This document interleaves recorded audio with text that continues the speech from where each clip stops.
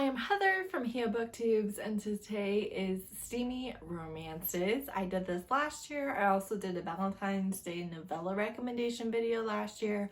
I read romance all the time. The large majority of all the romance that I read already has multiple sex scenes in it, so when I say that these are steamy romances, you can expect a high level of heat. First one is Skin by Aveda. I'm also a huge fan of Feed by Aveda, but I feel like Skin is more lovey than Feed because Feed is hate effing. But Skin is a gargoyle who can turn his skin into stone. He's very protective. He is part of an investigative pair and he gets his partner out of difficult situations. His partner is a banshee who can touch things and get all of their history, but that is very wearing on her, and she can't touch other people. If she touches you, she has a lifelong connection to you. She can feel all of your emotions. It's just, she sees lots of your memories. It's just a lot. It's difficult. So they've been partners for years, and he saves her from a job gone wrong, but in that action sequence, they touch skin to skin for the first time. And she, under all of his very calm facade, finds desire for her.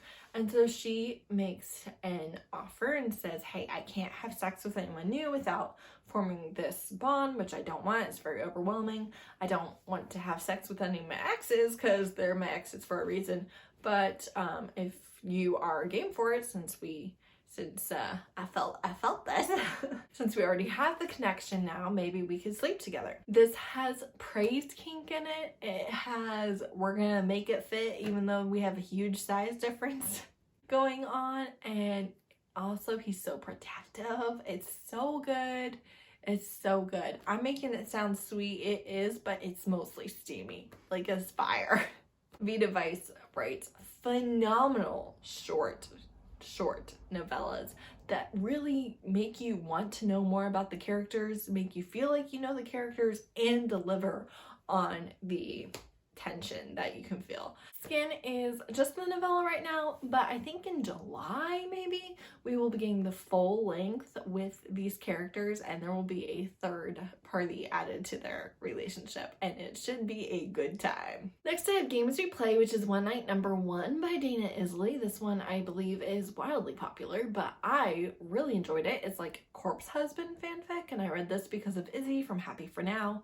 And I will give you the content warning for a pretty explicit suicide attempt retelling at the 80% mark, and the rest of the novella is pretty lighthearted. You have a very possessive gamer with a very deep voice who wears a mask and keeps his identity a secret. You have a reporter who's interviewing him. She had to sign an NDA, and she's there in his home, and he gives her a proposition for one night.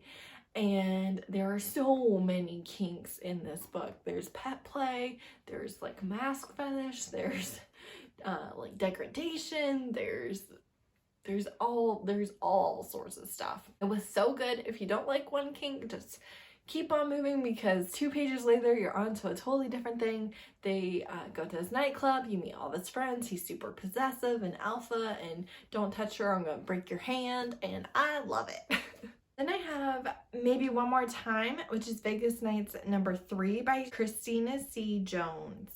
This one is the president of a Black motorcycle club, so all the members are Black, I believe, and he has just kind of had a connection with this woman. She actually works at a motorcycle dealership, and when I say we start off kinky right away, this is by far the kinkiest hero of Christina C. Jones I have read. Blue is, he's something all right. He's very cocky, but he can also back it up, so what do we care? It's great. I cannot wait for the spin-off series, Predator's Motorcycle Club. The first book's supposed to be out this week. In fact, I think it came out right before you were seeing this exclusively on her website, because I think it was coming out on the 11th. I can't wait. I can't wait. Maybe I'll reread this. Maybe I'm just going to reread all the books, which would be great because I'm in a reading slump and a lot of time rereads do really help. So I might do that, you know? I might do that. Next I have If She Says Yes by Tasha L. Harrison. This is a full-length novel and it is by far some of the best sex scenes I have ever read. And this is an older woman, younger man. You have a black woman who is 55, maybe, and her husband died and she was going to divorce her husband, but turns out he had a mistress and a son by the mistress, so she's dealing with all that, and her son is getting married and the mistress is going to be there because her son wants a relationship with his little brother, and so it's very difficult for her, and they're getting married at her house, and so she has to play hostess and she's just really stressed, like she's going through it, right? Tomas, I believe he's Mexican American. I don't know why, I can never remember, but I'm pretty sure he's Mexican American.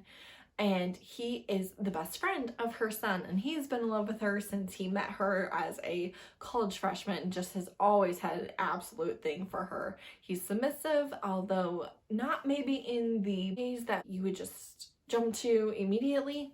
He's very intent on serving her, and she needs taken care of. She takes care of everyone around her. She doesn't take care of herself. He's willing to do that for her. So his best friend is like, hey, I know my mom is stressed about this weekend. If you could just help her with anything that she needs to take care of her, that would be great. And Tomas is like, oh, I will take care of her. I will. And it's so good. There is no conflict in this. The son never finds out. And you end on a happy for now, but I think we might be getting a sequel. But if you don't want to wait for the sequel, you can join her Patreon and get more scenes with these characters. It's literally so good. I'm not particularly into older woman, younger man. I'm also not really into submissive guys. It's so good. It's so good. One of the absolute best sex scenes I've ever read is in the laundry room, and I mean, I felt things. It's so good. I enjoyed it so much. So much. Then I have Fire in His Fingertips, volumes 1 and 2. This is a manga. You cannot buy it digitally. You have to buy the paperback version. This is explicit. All of the things are on the page. You have friends to lovers, and the consent's not really great because that's pretty common in manga. But he is a fireman and he rescues her, and he's like, oh no, we're not doing this, and takes care of her. It's very explicit. There's no real plot. It's just X-rated content. It's so good. It's so good.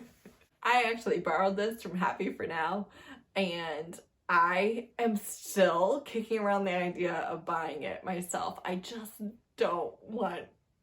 I would have to hide it, because God forbid if my children got a hold of it.